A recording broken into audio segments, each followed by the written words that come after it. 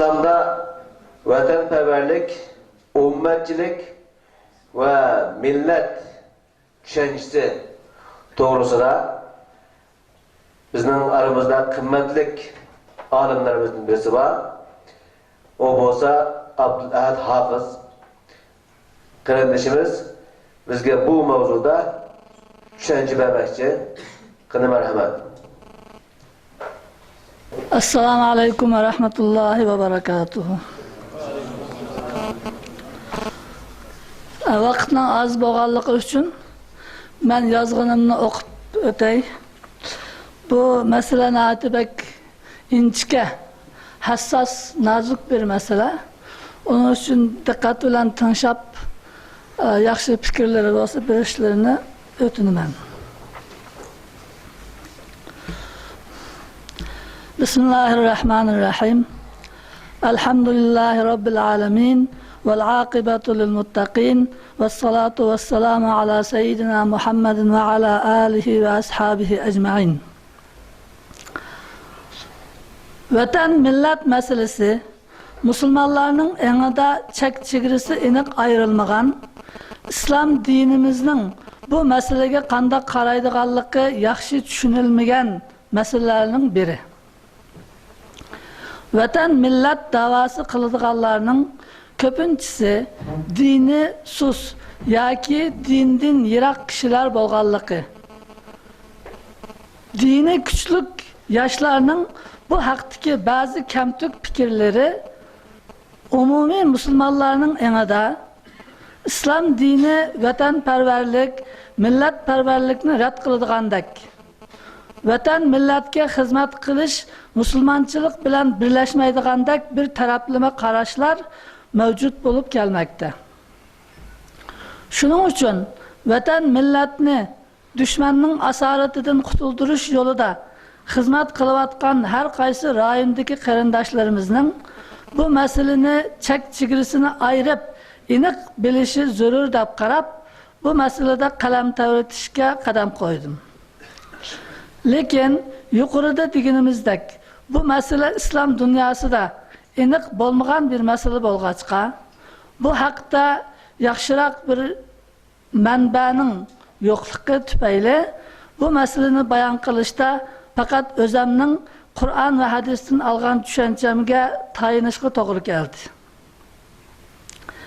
Yana bir tarafdan vatanparvarlik va millatparvarlik degan bu ikki tema her biriga munosabatlik bo'lganligi uchun do'stlar tarafidan her iki tema menga berildi. Aslida bu iki temaning har biri alohida tafsili yozilsa yaxshi bo'ladi. Lekin vaqtning zichligi tufayli her iki temani qisqa qilib yozishga to'g'ri kelib qoldi. Bu sabab bilan iki temani birlashtirib, islom nazarida vatan millat masalasi sarlavhasi ostida bu tunji maqolani yozib har biringlarning huzuringlarga sundum. İxlasman qarindoshlarimning tuzitish va to'liqlashga tegishli samimiy fikrlarini berishini va takliflarini qabul qiladiganligimni oldin a'lo bildiraman va rahmat aytaman. Alloh taolo bizga haqni haq ko'rsatib, u yo'lda minishni, batilni batil ko'rsatib, o yoldan yiroq bo'lishni nasib qilsin. Amin. Birinci mesele millatparvarlik. Allah Teala insanlarni bir ata ve bir anadan yaratgandan keyin öz hikmeti bilan ularni har xil qabila, har xil millat qilib yer shariga tarqatdi. Ey insanlar, sizlarni biz haqiqatan bir er ve bir ayoldan, yani Adem bilan Havvadan ibaret bir ata ve bir anadan yarattık. Öz ara tanışışınlar için sizlarni nurgun millet ve uruk kıldık. Hucurat suresi 13. ayet. Allah Teala insanların kalbine öz kavmini, öz milletini söylediğin tuygu yerleştirdi. Şunun için her millet ve her kavm öz milletini söyledi ve başkalardan göre öz kavmini özüge yakın his kılıdır. milletining boshqalar tarafidan ayblanishiga g'azablanadi. Bu his tuyg'u butkul insonlarda mavjud bo'lgan o'rtaq bir narsa bo'lib, inkor qilg'ili bo'lmaydigan bir haqiqat. Lekin har qanday narsaning chek chegarasi bo'lgandek, millat va qavm so'ygusining mo chek chegarasi bo'lishi lozim.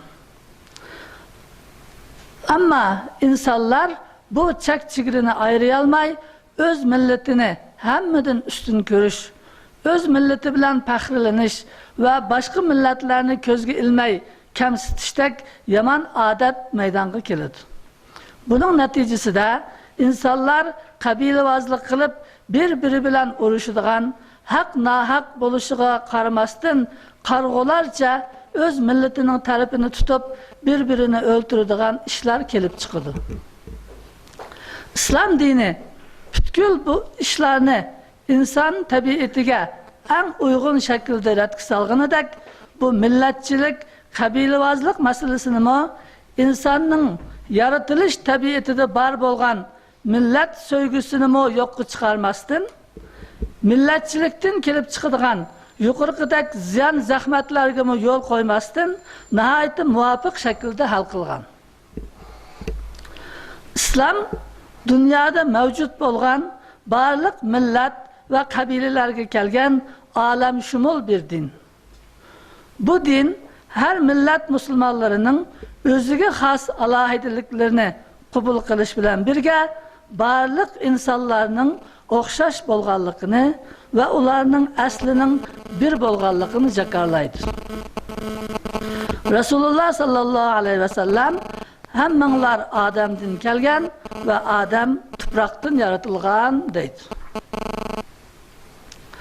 İslam yana kishining qaysi bir millatdan bo'lishi uningga o'zgacha alohidalik bermaydiganligini, fazilat va alohidalikning faqat yaratquchisini tunib, uningga qulchilik qilishda ekanligini e'lon qiladi. Alloh taolo mundaq deydi: haqiqatan eng taqvodor bo'lganlaringlar Allah'ın dargahida eng hürmetlik hesaplanasılar. Hucurat suresi 13. ayet. Resulullah sallallahu aleyhi ve sellem veda hutbesinde mundaq degan: ey insanlar, agah bulunlar, Rabbinlar bir, atanlar bir, Arapning ajamdin, ajamning Arabdan üstünlüğü yok. Qizil tallikning qora tallikdan, qora tallikning qizil tallikdan üstünlüğü yok. Yeni bir rivayatta ak tallikning qora tallikdan üstünlüğü yok deydi. İmam Ahmed rivayeti. İslam insanlarını qabilavozlik, millatchilik düşmanligi ve parçalanış illetinden qutuldurup en âli tuyg'u ve yüksek g'oyada birleştirdi. O bo'lsa-mu İslami qarindoshlik tuyg'usi. Shuning uchun Allah Taala butkul musulmonlarni bir ummat deb atadı. Bu ummatning partilerinin tilleri başka, rengi ruhi başka, milleti başka, yaşaydigan yerleri başka. Ama en âli gayesi bir, yüzlenadigan kıblesi bir, yol başçısı peygamberi birdir. Ey insanlar, bu sizlerinin ummetinler hakikaten bir ummettir. Men sizlerinin perverdigarınlardır bana la ibadet kılınlar. Sure Enbiya 92. ayet. Allah Teala yana Müslümanlarını hemme birdek Allah'ın dinine mahkem esilip ayrılmaslıkka çakırıp mundaqdaydı. Hemmenler Allah'ın argamçısıga yani dinine mahkem esilinglar, ayrılmanlar. Sure Ali İmran 102. ayet. Müminler hakikaten qarindoshlardır. Uruşup kalsa qarindoshlarının arasını tüzenglar. Sure Hucurat 10. ayet. İnsanlar hemmisi o'xshash bo'lgan ekan, hiçbir millatni, hiçbir kavmni yoki hiçbir cemaatni kamsitishga, masxara qilishga bo'lmaydi. Ey müminler, bir kavm yana bir kavmni masxara qilmasin. Masxara qilingan qavm masxara qilguvchi qavmdan yaxshiroq bo'lishi mumkin. Sizlarning aranglardagi ayollarmi o'zaro masxara qilishmasin? Masxara qilinguvchi ayollar masxara qilguvchi ayollardan yaxshiroq bo'lishi mumkin. Bir-biringlarni ayblamanglar, bir-biringlarni yomon laqab bilan chaqirmanglar. Sura Hujurat 11-oyat. Yuqorqilarning hammasidan bunda xulosa chiqarishga bo'ladi. Millatparvarlikni ikki qismga ayirib tushunish kerak. Biri ijobiy, ya'ni İslamga uygun bo'lgan millatparvarlik. Yana biri salbiy, ya'ni islom man'i qiladigan millatchilik. İslam yo'l qabul qiladigan, islomga uygun bo'lgan ijobiy millatparvarlik birinchi, her millat musulmonlari öz milletidan bo'lgan musulmon qarindoshlarini boshqa musulmonlardan bakroq so'yishi. Bunun hech kim inkor qila olmaydi. İkinci, öz milletidan bo'lgan musulmonlarga xizmat va yordam qilishni oldingi o'ringa qo'yishi. Bu payg'ambarimizningki ibda biman ta'ul.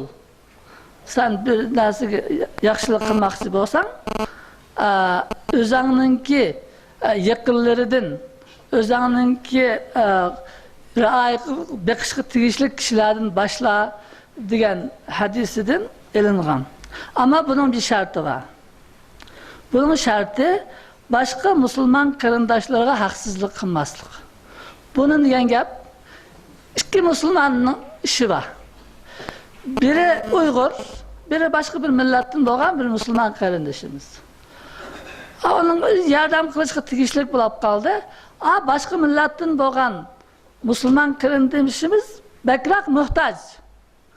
Anda turuqliq, men o'z millatimni yaxshi ko'raman deb o'z millatimga qilsak, aningga haqsizlik qilgan bo'lamiz.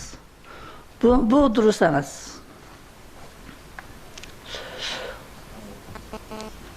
Başka millatdan bo'lgan musulmonlarni haqsizlik qilmagan holda öz milletimizden bo'lgan musulmon qarindoshlarimizga ko'proq yordam qilish va uning oldini ala yordam qilishimiz bunga islom yo'l qo'ydi.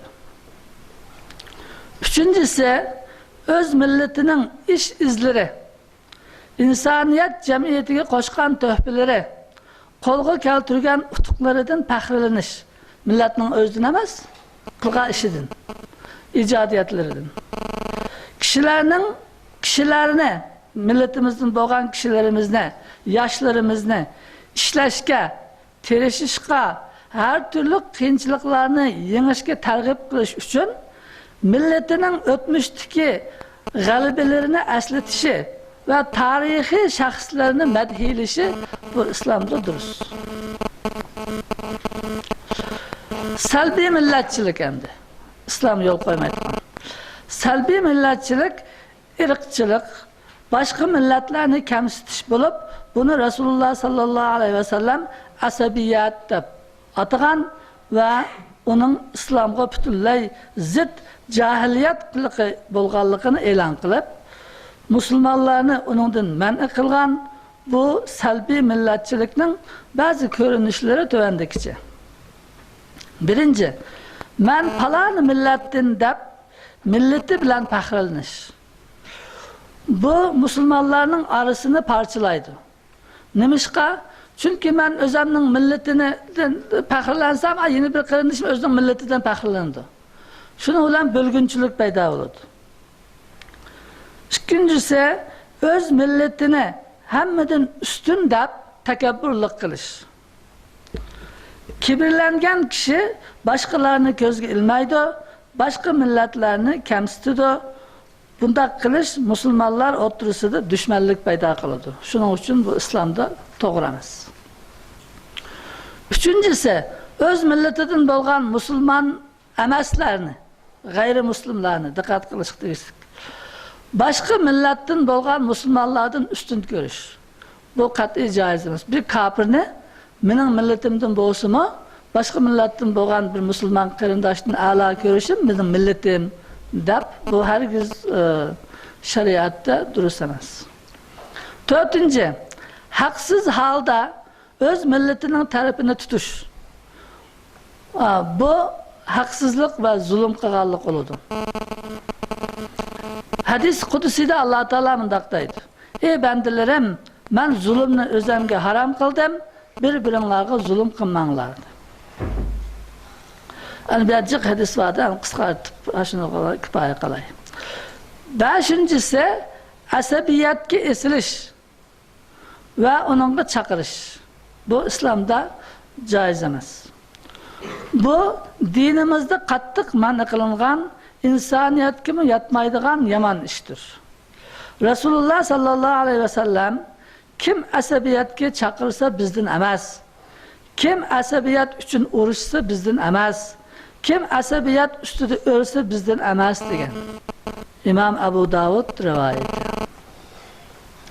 Yana Rasululloh sallallohu alayhi vasallam asabiyat nima degan savol keldi. Asabiyatning nima ekanligini yana Rasululloh o'zi tushuntirib mundaqdaydi. Asabiyat o'z qavminga haqsiz yerga yordam qilish. Yani nahaq ishda mening qavmim deb o'z qavmiga yordam qilish, mana jahiliyat, asabiyat degan mana mushu. Buni islom rad qiladi. Millatchilik endi shunchalik bo'lsin. Vatanparvarlik. Vatan insanın kindik qani to'kilgan, qalbi bağlangan makanı, mülki, nomusi ve şerefidir. İnsan vatan tuprog'ida hayat kechiradi. Shu tuproqda Allohga ibodat qiladi. Allohning nomini yuqori ko'taradi. Allohning dinining bayrog'ini shu yerda tiklaydi. Vatan bo'lmasa biz islomni nerede icra qilamiz? Osmonda, havoda qilib bo'lmaydi. Onun için bizning vatanimiz, bizning dinimizningki barpo qilishga tegishli o'rin. Şoň Rasululloh Madinaga hijrat qilgan. Mekkede dinni icra qilish mumkin bo'lmaganligi uchun. İnsanın dünyadaki kıymeti vatani bilan bo'ladi. Vatani bilan toniladi. Vatani bo'lmasa, onu hiç kim tanımaydı. Sözü ötmeydi. İşe akmaydı. Vatani küçlük, aziz bolsa, beşi tek, itibarı yukarı, kadri üstün boludu. Qayerga balsa, men falan vatanning garajdanı deb, gurur bilan beşi tek, ko'ngli xotirjam kezidi. Şunun için vatan Allah Taala'nın insana ata qilgan sansız nimetlerinin en çoğlarından biridir. Allah Teala insanı yaratışta onun kalbige özü tuğulup ösken vatanını söyüş duygusunu yerleştirgen. Bu tuğma muhabbet insanı vatanıga bağlaydı. O mecbur bulup kalmağıça vatanından ayrılışını xalamaydı. Şunun için Resulullah sallallahu aleyhi ve sellem öz vatanından ayrılıp Medine'ye hicret kılışqa mecbur bulup yola çıkkanda Mekke'ye qarab turib, ey Mekke, sen Allah'a ve bana en söyümlük şehirsen. Eğer halkın beni çıkarmagan bolsaydı, ben her gün senden ayrılıp çıkıp ketmeydim diyen. İmam Tirmizi rivayeti. Allah Teala Resulullah'ın öz ihtiyarı bilen Mekke'ni terk etmegenlikini, kafirlarning onu haydab chiqarganligini bayon qilib mundaqdaydi. Agar sizlar Allohning payg'ambariga yordam qilmasanglar, Alloh uningga yordam qiladi. Alloh haqiqatan uningga yordam qilgan edi. Bu o'z vaqtida kafirlar uni Makkadan haydab chiqargan edi.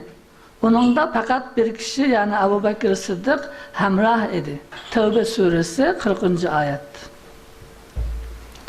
Vatandan ayrılış insanның nafsiga şundaq ağır keladigan nihayet qiyin bir iş bo'lganlikqa muhacirlarning fazilati hammadan ustun bo'lgan.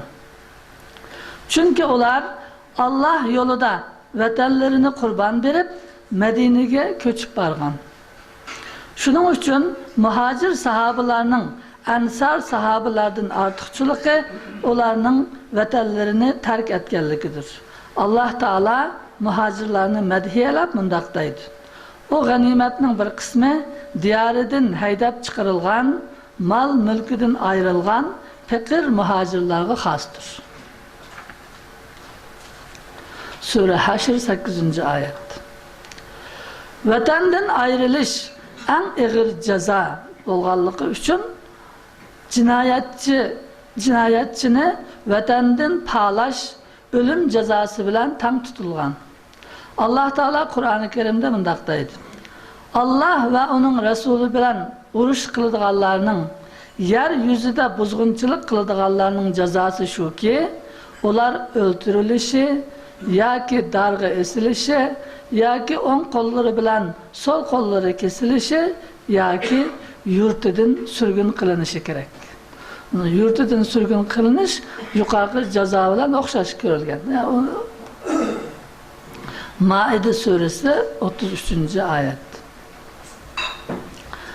Kur'an-ı Kerim'de vatan söygüsü, can söygüsü bilen birlikte tilga elinadi. Allah Teala mundaq deydi. Eğer biz ularga özüңlarni öldürüңlar yoki yurtuңlardan chiqib ketinglar deb emri qilgan bo'lsak edik, ularning ozg'inisidan boshqasi buni ijro qilmaydi.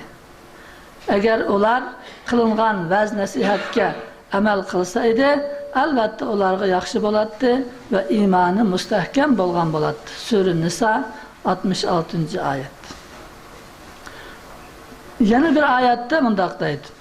Küffarlardan sizlar bilan urush qilmagan ve sizlarni yurtuңlardan haydab chiqarmaganlarga kelsak, Allah ularga yaxshilik qilishinglarni, ularga adil bo'lishinglardan sizlarni tosmaydi. Şüphesizki Allah adillarni do'st tutadi. Sura Mumtahina. Hazreti Anas ibn Malik radıyallahu anhu mundaq deydi. Resulullah sallallahu aleyhi ve sellem bir seferden qaytsa, Medine'nin töpelerini yani tağlarını körüş bilen tövgüsünü tizlit etti. Medine'nin söygerliki üçün. Abu Abdullah mundaq deydi. Haris ibn Umeyr Hümeyd'in rivayet kılgan hadiste Resulullah Medine'ni nihayeti pek yaxşı körgerlikten tövgüsünü tizlit etti deydi. İmam Bukhari rivayeti. Mana bularning hammasi vatan ve yurt sevgisinin insanның yaratılışıda bar bolgan tabii bir narsa bolganligini bildirdi. Lekin bu muhabbet ve sevginin mi çek çigrisini ayırıp düşünüş gerek oldu. Şuna vatanperverlikni mi, xudo biz millatchilikni ayırgandak, ijobiy vatanperverlik ve salbiy vatanperverlik deb ikkiga ayırıp düşünümüz.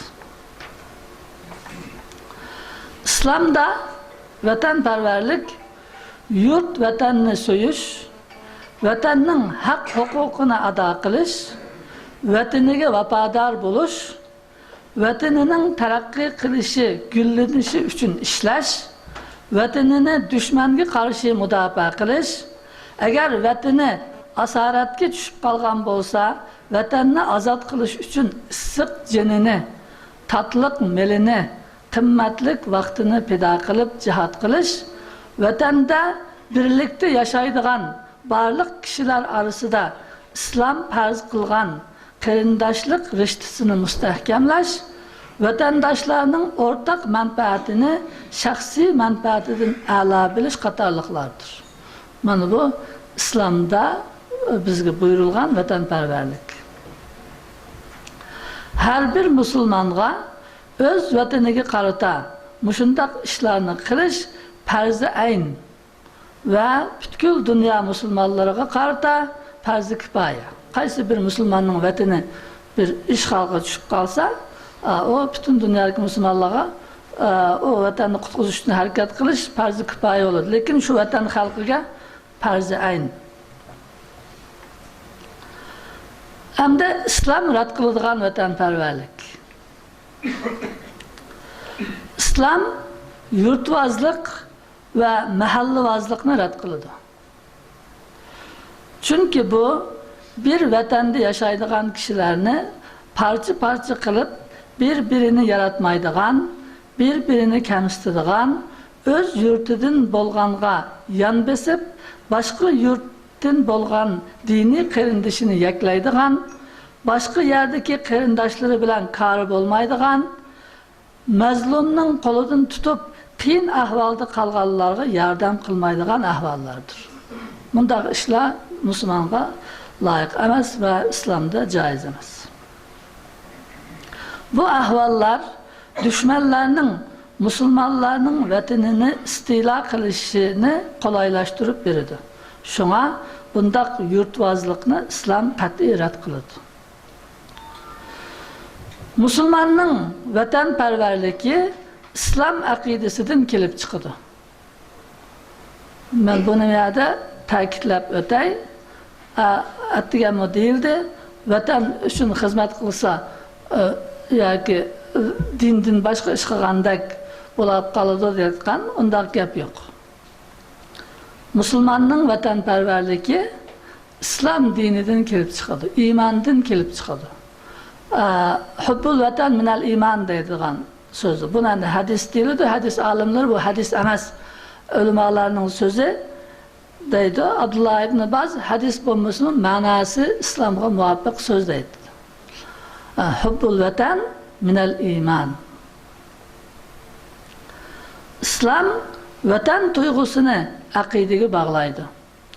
Ya'ni islom nazarida vatan har bir musulmonning xos vatani bilan yer sharining har qaysi joylaridagi musulmonlarning yurtlari barliq musulmonlarning umumiy vatanidir. Buni yaxshi bilishimiz kerak. Yani dünyada qaysi yerde musulmon bo'lgan, o bizningki vatanimiz hisoblanadi. Yani o vatan uchun xizmat qilish kerak degan gap.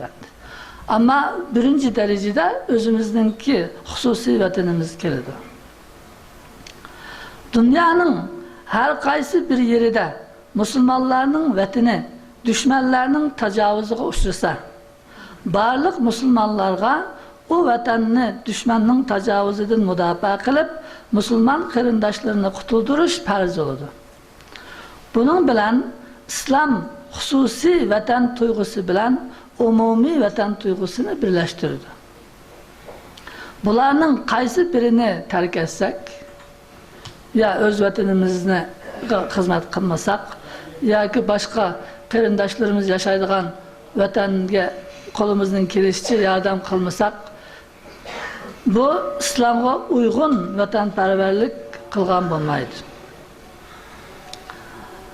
İslamning vatanparvarlik bilan bo'lgan munosabati nihoyat kuchli va ko'p taraflamalikdir. Musulmonning vatanini so'yishi, yashashni so'yishi bilan barobardir. Uning vatanidan chiqarilishi bu hayotdan ayrilish bilan barobardir. Demak, ijobiy vatanparvarlik islomda joiz bo'lib qolmasdan, balki islom targ'ib qilgan farzlardandir. İslamda qo'g'dashga va u yo'lda jon berishga tegishli 5 narsa bor. Buni biz fiqhda zururati xamsa deb ataymiz. 5 zurur narsa. O din, jon, mal, nomus, ard va aql. Bunun içindeki bu 5 narsaning ichida vatan nega kirdi desak, bu 5 narsaning ichida vatan, mal va nomusga kirdi. Men yuqorida dedim. Boshda vatan insonning mulki va nomusidir, sharafidir. Sharafini qo'g'dash farz. O haqda jon berish lozim. Mal mulkini qo'g'dash farz. Man mata duna malihi fa huwa shahid. Man mata duna ardihi fa huwa shahid. Hadis. Shu ikki narsaning ichiga vatan kirdi. Chunki o bizning mulkimiz, Alloh bizga bergan va bizning sharafimiz, namusumuz. Vatanga tajovuz qilganlik bizning xotinimizga tajovuz qilganlik, qizimizga tajovuz qilganlikga o'xshash. Uni mudofaa qilish kerak.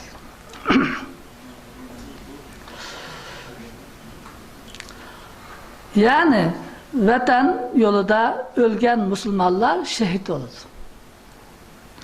Allah Teala bizge haqiqiy vatanparvarlik, vatan üçün can tikip hizmet kıldıgan an ata kılsın. Ulug vatanimizni zalimlarning çangılıdan kutuldurup mustaqillik bayrağını tikleşini nasip kılsın. Amin. Vesselamu aleyküm ve rahmetullahi ve berekatuhu.